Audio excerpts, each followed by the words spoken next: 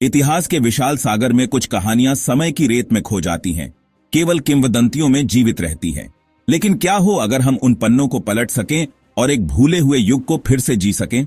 लेखक रजत पिल्लई अपनी उत्कृष्ट कृति योद्धा द डायनेस्टी ऑफ समुद्रगुप्त के माध्यम से हमें ठीक यही करने के लिए आमंत्रित करते हैं। यह पुस्तक केवल एक उपन्यास नहीं, बल्कि एक ऐतिहासिक पोर्टल है जो हमें सीधे भारत के स्वर्ण युग के हृदय में ले जाता है। एक ऐसे सम्राट की गाथा को उजागर करता है जिसकी विरासत आज भी गूंजती है। यह कहानी है महान गुप्त साम्राज्य की, एक ऐसी शक्ति जिसने कला, विज्ञान और संस्कृति को अभूतपूर्व ऊंचाइयों पर पहुंचाया। एक ऐसा समय जब भारत की सीमाएं सुरक्षित थीं और उसकी समृद्धि की चर्चा दूर दूर तक होती थी। लेकिन इस भव्यता के पीछे छिपी थीं राजनीतिक साजिशें, राज्यों के बीच की प्रतिद्वंद्विता और एक साम्राज्य को एकजुट रखने की निरंतर चुनौती। और इसी उथल पुथल भरे दौर के केंद्र में थे सम्राट समुद्रगुप्त।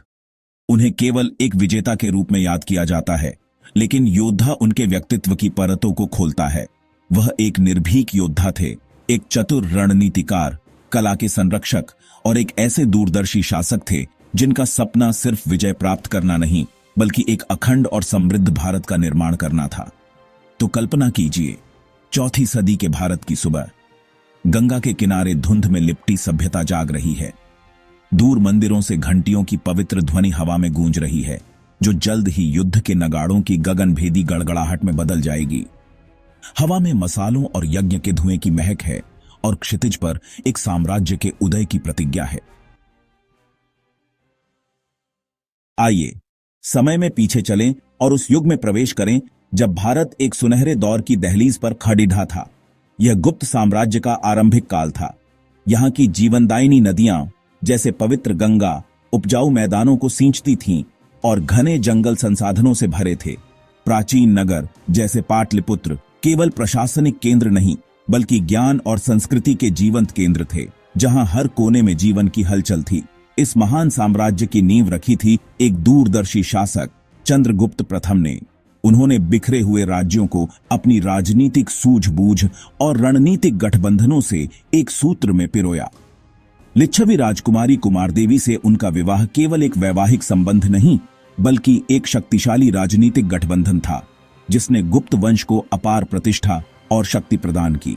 उनका दरबार विद्वानों, कवियों और कलाकारों का संगम था, जहां भविष्य के भारत की सांस्कृतिक रूपरेखा तैयार हो रही थी। उनके शासन में नगरों ने अभूतपूर्व समृद्धि देखी। बाजारों में दूर दूर से आए व्यापारियों की भीड़ लगी रहती। मंदिरों से आती घंटियों की ध्वनि शांति और आस्था का संदेश देती, और विश्वविद्यालयों में ज्ञान की नई मशालें जल रही थीं। यह स्थिरता और सांस्कृतिक पुनर्जागरण का माहौल ही वह उपजाऊ भूमि थी जिस पर एक असाधारण प्रतिभा का उदय होना था। यह सब उस महानायक के आगमन की तैयारी थी जो इस विरासत को नई ऊंचाइयों पर ले जाने वाला था। उनका पुत्र और उत्तराधिकारी महान सम्राट समुद्रगुप्त। युवराज समुद्रगुप्त, एक ऐसा नाम जो गुप्त साम्राज्य के स्वर्ण युग का पर्याय बनने वाला था। पाटलिपुत्र के भव्य राजप्रासाद में जन्मे इस बालक के भीतर एक महान सम्राट की आत्मा बसती थी। उनके पिता चंद्रगुप्त प्रथम एक शक्तिशाली साम्राज्य की नींव रख रहे थे और युवा समुद्रगुप्त पर उन उम्मीदों का भारी बोझ था। बचपन से ही उनके व्यक्तित्व में अनुशासन, जिज्ञासा और अदम्य साहस का अद्भुत संगम झलकता था। राजमहल के गलियारे केवल तलवारों की टंकार से ही नहीं, बल्कि वीणा के मधुर स्वरों और शास्त्रों के गहन मंत्रोच्चार से भी गूंजते थे। उनका प्रशिक्षण कठोर था। अश्वारोहण, धनुर्विद्या और सैन्य रणनीति के साथ साथ उन्होंने दर्शन और कूटनीति के गूढ़ सिद्धांतों को भी आत्मसात किया। उनके गुरुओं ने उनकी असाधारण प्रतिभा को पहचाना, जो युद्ध और कला दोनों में समान रूप से निपुण थी।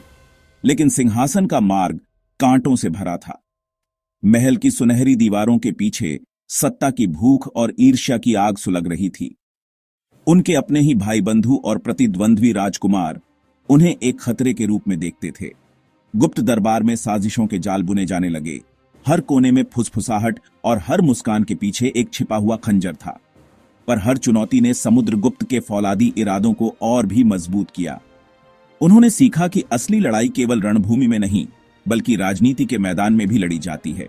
अपनी तीक्ष्ण बुद्धि, धैर्य और रणनीतिक सूझबूझ से उन्होंने अपने विरोधियों की हर चाल को विफल कर दिया और यह साबित कर दिया कि साम्राज्य को संभालने की योग्यता केवल उन्हीं में है। अंततः वह निर्णायक क्षण आया। एक भरी सभा में सम्राट चंद्रगुप्त प्रथम ने अपने सभी पुत्रों और दरबारियों के समक्ष समुद्रगुप्त को अपना उत्तराधिकारी घोषित किया। यह केवल एक पिता का निर्णय नहीं, बल्कि एक पारखी सम्राट का चुनाव था। इस घोषणा के साथ समुद्रगुप्त ने सिंहासन की ओर अपना पहला निर्णायक कदम बढ़ाया, एक ऐसे सम्राट बनने के लिए जिसकी विजय गाथा युगों युगों तक गूंजने वाली थी। समुद्रगुप्त का साम्राज्य विस्तार, उत्तर और दक्षिण अभियानों की झलक, उनकी सैन्य रणनीति, नेतृत्व और करुणा, सिर्फ विजेता नहीं, धर्म और एकता में विश्वास रखने वाले सम्राट। पुस्तक में वर्णित उनकी सैन्य प्रतिभा और विजय गाथा, तलवार के पार योद्धा, हमें एक ऐसे सम्राट से मिलवाती है जो कला, संगीत और दर्शन का प्रेमी था। समुद्रगुप्त कवि, संगीतज्ञ और संस्कृति के संरक्षक।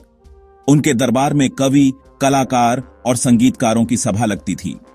मंदिरों का निर्माण, मूर्तियों की रचना और उत्सवों की धुनें गूंजती थीं। समुद्रगुप्त की विरासत सिर्फ युद्ध नहीं, बल्कि रचनात्मकता और सहिष्णुता की भी थी। यही संतुलन, यही मानवता समुद्रगुप्त को महान बनाती है। पुस्तक में समुद्रगुप्त की वंशगाथा, उनकी महान उपलब्धियां और गुप्त स्वर्ण युग के बीजों का सारांश मिलता है। युद्ध भूमि से समृद्ध नगरों, भव्य मंदिरों और शिक्षा केंद्रों तक की यह यात्रा प्रेरणा देती है।